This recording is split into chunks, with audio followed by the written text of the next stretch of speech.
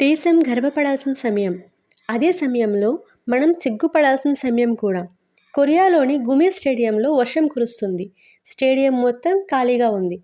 కనీసం చప్పట్లు కొట్టేందుకు ఒక్కరు కూడా లేరు.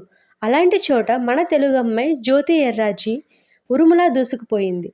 ఆసియా హర్డిల్స్లో మళ్ళీ బంగారు పతకాన్ని ముద్దాడి సరికొత్త రికార్డును సృష్టించింది.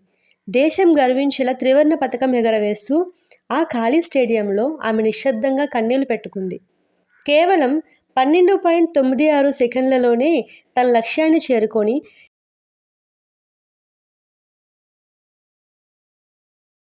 జ్యోతి ఎర్రాజీ చరిత్ర సృష్టించింది. తన గోల్డ్ మెడల్స్ని కాపాడుకోవడమే కాకుండా ఛాంపియన్షిప్ని కూడా తిరగరాసింది.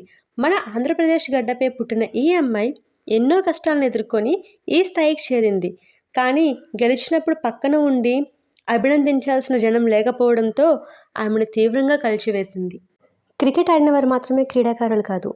ఇలాంటి మిగతా క్రీడాకారులు చాలామంది ఉన్నారు. వారిని ప్రోత్సహించండి.